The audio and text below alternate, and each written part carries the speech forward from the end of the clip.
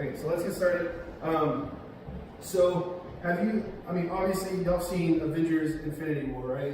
Most of y'all have, right? So I'm gonna try not to spoil it too much, but in Avengers Infinity War, there's a mad space titan, Thanos, and he's going around the universe searching for these stones called Infinity Stones. And so once he gets these Infinity Stones, he can put them in his gauntlet, and with the snap of his fingers, he can wipe away half of all living things in the universe.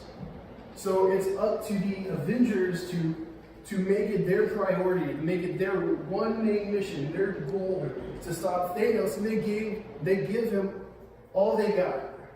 That's their one mission is to stop Thanos, and the whole universe is depending on them. Now, can you imagine if the Avengers decided to make a clothesline instead of focusing on Thanos, or a fan club instead of focusing on Thanos? What if their priorities and their focuses were in the wrong place? They would be doing not doing what they're supposed to be doing, which is saving the world, saving the universe, fighting crime. They're superheroes. That's what they do. That should be their priority. As Christians, we have one mission, one priority, and one goal as well. And that's the advancement, the spreading of the gospel. Our one mission is to spread the gospel, to make sure everyone around us hears what Jesus has done for us.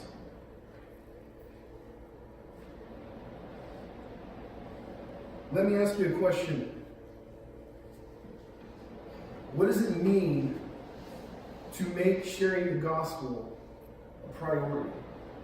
What does it mean to make sharing the gospel a priority? To answer this, we're going to look at a passage today, which is Philippians 1:12 through 20.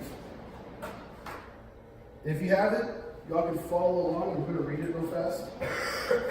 It says, "Now I want you to know, brethren, that my circumstances have turned out for the greater progress of the gospel, so that my imprisonment in the cause of Christ has become well known throughout the whole Praetorian Guard and everyone else, and that most of the brethren, trusting in the Lord because of my imprisonment, have far more courage to speak the word of God without fear.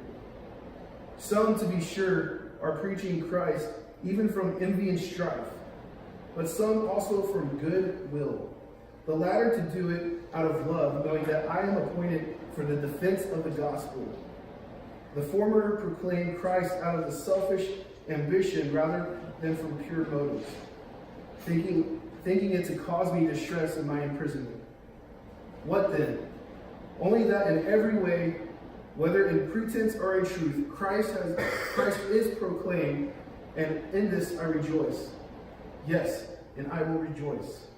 For I know that this will turn out for my deliverance through your prayers and provision of the Spirit of Jesus Christ, according to my earnest expectation and hope that I will not be put to shame in anything, but that with all boldness Christ, even now, as always, be exalted in my body, whether by life or by death." What I want to talk to you about today is prioritizing the gospel, to making the gospel the number one thing in our lives as Christians. Because that's what we're called to do. That's what we are made to do. And so the three areas that we're going to focus on what it means, three things we're going to use to define what it means to make sharing the gospel a priority are these. Are preach Christ in all situations. Preach Christ when others disturb you. And preach Christ when it means sacrifice.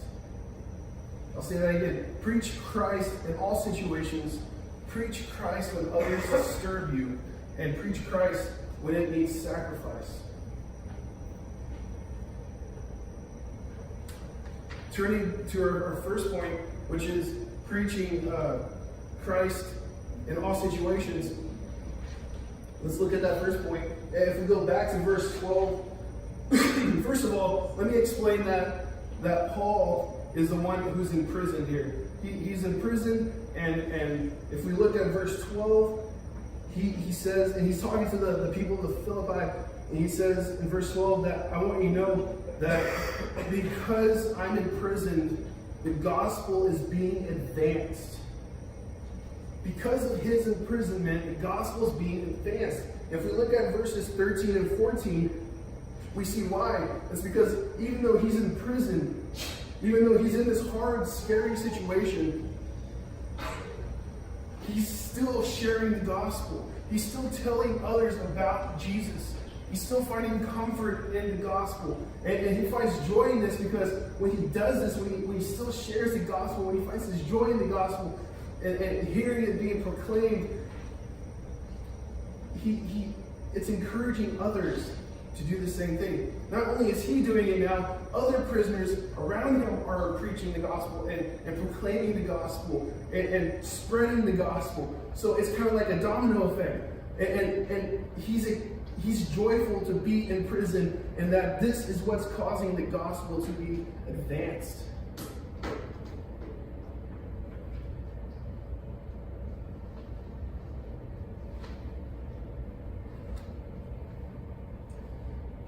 This is what's causing the gospel to be advanced. You know, we live and through scary situations sometimes. You know, hopefully none of y'all are ever imprisoned. I hope not. If you are, don't call me to come bail you out. But if you're ever in prison, no, hopefully you're not in prison. But we do struggle through other things in life, such as death, disease, loneliness, depression, hurt, pain, guilt, all these things that we experience in this life. We go through hard and difficult times. Maybe not exactly prison. But in those times, what do? You find your comfort in the gospel. Because in the gospel, we see that Jesus has come, Jesus who is God in human form, has come to earth to die for us, to be risen again on the third day, so that we could be forgiven from all of our sins. And we see God's love not only in words, but through actions. He performed the greatest action of all, which is dying on the cross, being sacrificed for us, and rising again, defeating death. And our response to him, because of God's love through actions, our response to his love and actions should be through our actions. We should respond to God's actions with his love through our actions and love. And the way we do that is by advancing the gospel, by sharing with others who God is and this great hope that he is. Because like I told you, like I just said earlier, we're dealing with a lot of stuff in this life. And there's people around you dealing with all this stuff in their life. Whether at school, at home, or if you have a job. And there's a lot of people dealing with some dark stuff. And God the gospel is light and hope for the lost and for the dark.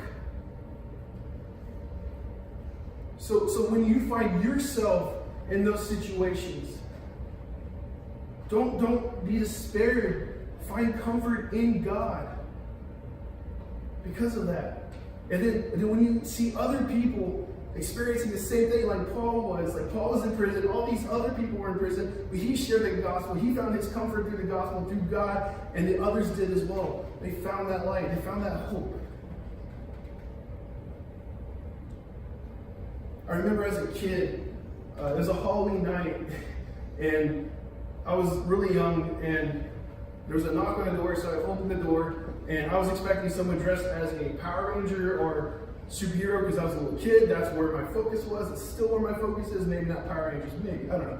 But and so I opened the door, and there's this kid dressed in the most awful, intense witch costume I could ever imagine. And before anything could happen, I slammed the door in his face and ran to my bedroom and hid under the blankets. I was terrified. It's understandable that as you're younger, maybe even growing up, as you're a little bit older, I don't know,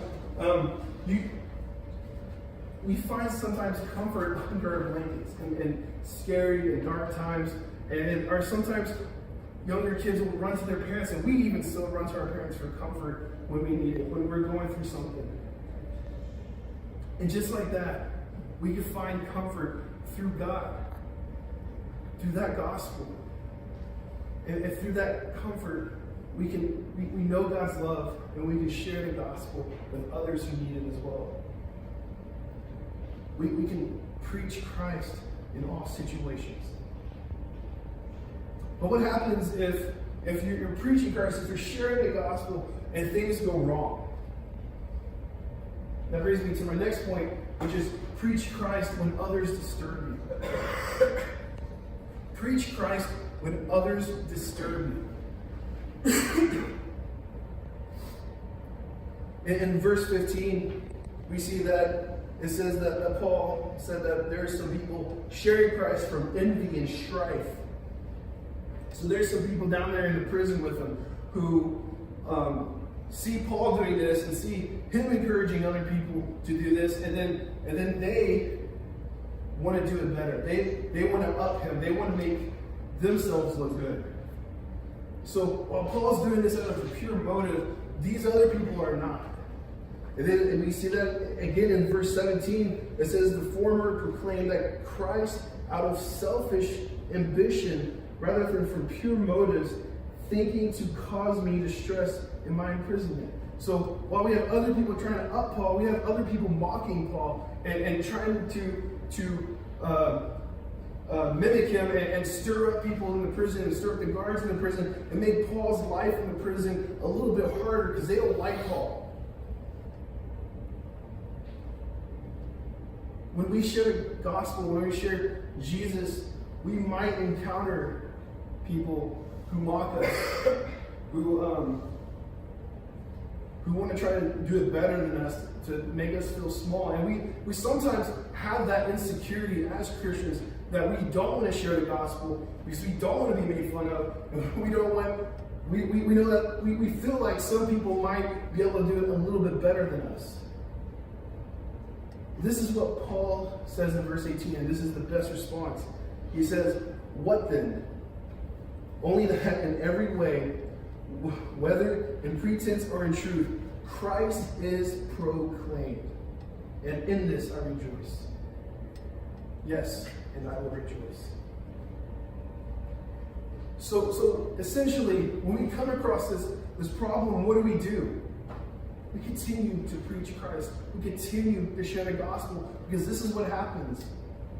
When we do that, seeds are being planted. Christ is still being proclaimed. The gospel is still being advanced. If someone's trying to up you, he's preaching the gospel or she's preaching the gospel. She's sharing Jesus. If someone's trying to mock you, at least you're putting a seed in that person. And if they're trying to mimic you or whatever, at least they're talking about God too. The gospel is still being advanced. This is why Paul doesn't let it bother him. Paul doesn't let it bother him. He says, I rejoice in this because whether it's me or them, even though they have bad motives, good's still coming from it. The gospel is still being advanced. Imagine you have this person in your life who maybe is super annoying and they always bug you to hang out with you and do something with you, but you don't really like this person just because you don't. And so finally one day you give in, you might be like, all right, let's go eat or have lunch or play some video games or just go hang out. You're doing this just to shut them up, just so that they will leave you alone. Right? So these are bad motives to do this. Well, let's say you do go out, hang out, whatever you do with this person, and you end up liking them. Like you end up like thinking, this is a really cool person, like we could be friends. Something from a bad motive turned good. And see, when we come across this problem with people making fun of us or trying to up us and sharing the gospel, that's okay. Because even though they have bad intentions, we're still planting seeds. The gospel is still being advanced. And those who seeds are being planted in, God can use someone else to come water those seeds and grow life out of it and bring them closer to Him or bring them to Him. So preach Christ when others disturb you. Don't let that get you down. Don't have the insecurity, fear of being made fun of or being outdone by someone else. Preach the gospel. Do what you're supposed to do. That's your number one priority as a Christian, is to advance the gospel. Looking at our final point, it's preach Christ when it's sacrifice. When it means sacrifice. Preach Christ when it means sacrifice. If you go back to verses 19 and 20, we see that Paul dedicated his entire life to the gospel. And by the end of this passage, he says, I hope that my body honors Christ, whether if it ends in life or if it ends in death. He's willing to die for the gospel, to sacrifice himself to make sure that other people are hearing the good news of Jesus Christ, that the people who are in the dark, hopeless, lost world see that there is hope. He's willing to die for that. In Matthew 28, 19 through 20, Jesus is about to ascend back into heaven, and he's telling his disciples, go and make other disciples. Go to all the nations, share the gospel, tell them about me, make other disciples, and then train those disciples to make other disciples, and then other disciples, and then so forth and so forth. And Paul takes this so literally and seriously, as we all should. I'm not telling you to go out and get yourself killed. But you might have to sacrifice your time, your comfort, and your money, or maybe some other things to make sure that the gospel is advanced. Again, this is your number one priority as a Christian, is to advance the gospel. And it starts with your relationship with God. I have people come up to me often and ask, why can't I feel God? Why can't I sense God near me? And they want to know what God is calling them to do with their life. And my question to them is this: what do you do to deepen your relationship with God? How often do you engage with Him? Do you spend time in His Word? How often do you just sit and pray to Him? How often do you give thanks to Him? How often do you just spend time with Him? How often do you share His gospel? To deepen a relationship, you have to work at it. It's through actions, not just words, as we talked about earlier. Emily and I, we have a great relationship because not only do we talk about our stuff that's going on, but we show each other through actions, and that only deepens our relationship as a married couple. I remember a couple years ago when, as you all know, I love Star Wars. A couple years ago when Rogue One came out on DVD, and obviously she knew I wanted it because it's a Star Wars movie, but I didn't ask her to go get it, and she went and got it and brought it to me, and I was like, yes, this is the best day ever. And even though that's a silly, small example, we do other things to show how much that we love each other. We engage, we work at it. To have a healthy relationship with God, the first step is, yes, you have to accept Him as your Lord. You have to start that relationship, but then you have to deepen that relationship. And that means sacrifice. Time, comfort, money, whatever it is in your life that you need to sacrifice to make sure that your relationship with God is great and to make sure that His gospel is being spread. And we get to be blessed as Christians, be a part of helping God build his kingdom. By sharing the gospel, by leading people to Christ. I'm going to close with a story that I actually just heard yesterday. It was in Huntsville, and I heard this there in our staff meeting yesterday, and apparently there was a lady with 3 kids driving home, I think it was from school, and they were yielding at a yield sign, and there was a car behind them who didn't see them and was reckless and drove right into the back of them. The mom is in a coma. The children passed away. And the other driver's fine.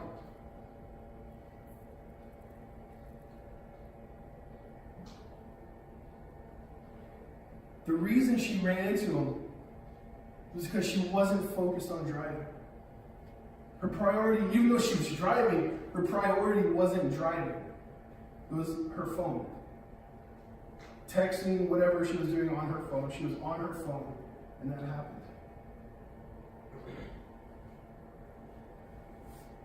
As Christians, guys, we are Christians, and we are supposed to be spreading and advancing and prioritizing the gospel in our lives. But sometimes we get focused on other things, and because we do that, there's consequences. There's consequences. When we go to school, when we go to our jobs, even maybe in our families, and we are surrounded by people who don't know God, and we do nothing because we're not focused on that. There's a chance that these people may never know God if we don't do anything. And if that's the case, when they leave this earth, they will be eternally separated from God forever. And that's horrible. The greatest act of love that we can do in response to God's love is share the gospel. To show people that there's hope, there's salvation. It doesn't have to be the way you think it is. And again, just to recap, the 3 things that define the meaning of making the gospel a priority is preaching in all situations, whatever it might be. Preaching when others disturb you, and preaching when it takes sacrifice. Guys, as we leave here tonight, as you go into your small groups and go to your school tomorrow, I urge you, I encourage you, I challenge you to start making this a priority. To find someone that you know is lost and building that relationship with them. And maybe it's a small step at first of inviting someone to church, or maybe it's just flat out, hey, this is Jesus to me, and this is what I believe he can do. And that's where our testimony is coming.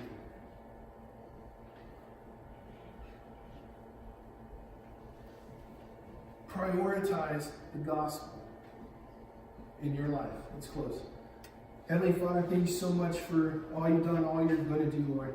I pray that as we leave here tonight, that we do make your gospel a priority in our lives, that we stop playing around and focus on you, God, because it's so crucial, it's so important, Lord. Lord, thank you again for all you're going to do in the future, and we ask this in your name. In Jesus' name I pray. Amen.